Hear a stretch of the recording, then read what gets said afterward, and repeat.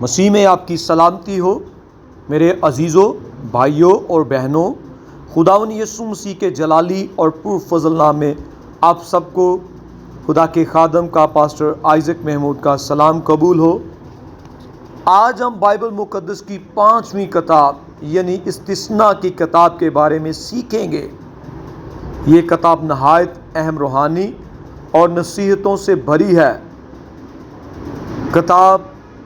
اس کتاب کو استثناء کہا جاتا ہے، جس کا مطلب دہرایا جانا۔ اس میں خدا کا بندہ موسیٰ اپنی زندگی آخری ایام میں بنی اسرائیل کو خدا کے احکام یاد دلاتے ہیں اور انہیں آنے والے وقت کے لیے تیار کرتے ہیں۔ استثناء کی کتاب کو انگریزی میں ڈیٹرونومی کہا جاتا ہے، جس کا مطلب ہے شریعت کا دوبارہ بیان۔ اس کتاب میں موسیٰ بنی اسرائیل کو دوبارہ خدا کی شریعت سناتے ہیں، کیونکہ نئی نسل اب وعدہ کی سرزمین میں داخل ہونے والی تھی۔ یہ کتاب خدا کے بندہ موسیٰ نے لکھی۔ یہ بنی اسرائیل کے 40 سالہ بیابانی سفر کے اختتام پر لکھی گئی ہے۔ پرانی نسل ختم ہو چکی تھی اور اب نئی نسل کنعان میں داخل ہونے کے لیے تیار تھی۔ استثناء کی کتاب کا آغاز موسیٰ کی تقریر سے ہوتا ہے۔ موسیٰ بنی اسرائیل کو یاد دلاتے ہیں خدا کس طرح انہیں مصر کی غلامی سے نکالا، بیابان میں حفاظت کی، آسمان سے من برسایا اور ہر مشکل میں ان کے ساتھ رہا۔ موسیٰ انہیں یاد دلاتے ہیں کہ ان کی کامیابی ان کی طاقت سے نہیں بلکہ خدا کی وفاداری سے ممکن ہے۔ پھر موسیٰ بنی اسرائیل کو ان کی نافرمانیوں کی بھی یاد دہانی کرواتے ہیں۔ وہ سنہری بچھڑے کا واقعہ کا ایک ذکر کرتے ہیں، جب لوگوں نے خدا کو چھوڑ کر بچھڑے کی عبادت شروع کر دی تھی۔ اس واقعہ سے موسیٰ انہیں سمجھاتے ہیں کہ بت پرستی خدا کو سخت ناپسند ہے۔ استثناء کی کتاب میں 10 احکام کو دوبارہ بیان کیا گیا۔ خدا چاہتا تھا کہ نئی نسل اس کی شریعت کو سمجھے اور اس پر عمل کرے، اور پھر موسیٰ ایک نہایت اہم حکم دیتے ہیں، تو خداوند اپنے خدا سے اپنے سارے دل، اپنی ساری جان اور اپنی ساری طاقت سے محبت رکھ۔ یہ حکم پوری شریعت کا خلاصہ سمجھا جاتا تھا۔ خدا صرف ظاہری عبادت نہیں بلکہ دل کی وفاداری چاہتا ہے۔ استثناء کی کتاب میں برکتوں اور لعنتوں کا بھی ذکر ہے۔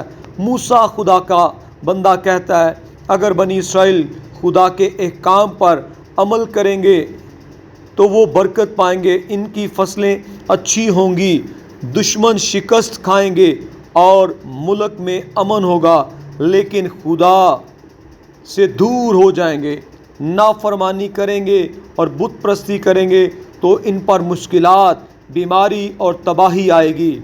لیکن اگر وہ خدا سے دور ہو جائیں، نافرمانی کریں گے، بت پرستی کریں گے تو ان پر مشکلات، بیماری اور تباہی آئے گی۔ یہ پیغام آج بھی ہمارے لیے اہم ہے۔ خدا فرما برداری میں برکت دیتا ہے۔ اس کتاب میں موسیٰ لوگوں کو بار بار یاد دلاتے ہیں کہ وہ اپنے بچوں کو بھی خدا کی شریعت سکھائیں۔ گھر میں، راستے میں، سوتے جاگتے ہر وقت خدا کا کلام یاد رکھیں۔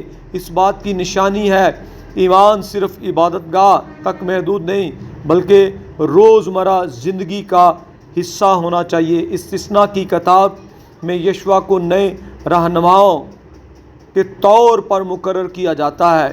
موسیٰ جانتے تھے کہ ان کی زندگی کا وقت مکمل ہونے والا ہے، اس لیے انہوں نے یشوع کو حوصلہ دیا اور کہا، مضبوط اور دلیر ہو جا، خدا تیرے ساتھ ہے۔ پھر ایک وقت آتا ہے جب موسیٰ کوہ سینا پر چڑھ جاتے ہیں۔ خدا انہیں وعدہ کی سرزمین دکھاتا ہے، لیکن موسیٰ خود وہاں داخل نہیں ہوتے۔ وہیں موسیٰ کی وفات ہو جاتی ہے۔ موسیٰ ایک عظیم رہنما بنی اور خدا کے نبی اور خدا کے خادم تھے۔ انہوں نے اپنی پوری زندگی خدا کی خدمت اور لوگوں کی رہنمائی میں گزار دی۔ استثنا کی کتاب ہمیں کئی اہم سبق دیتی ہے۔ خدا کے احکام پر عمل کرنا ضروری ہے۔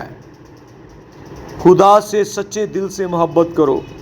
آنے والی نسل کو خدا کے بارے میں سکھاؤ۔ نافرمانی میں تباہی آتی ہے۔ خدا وفادار ہے اور رحم کرنے والا ہے۔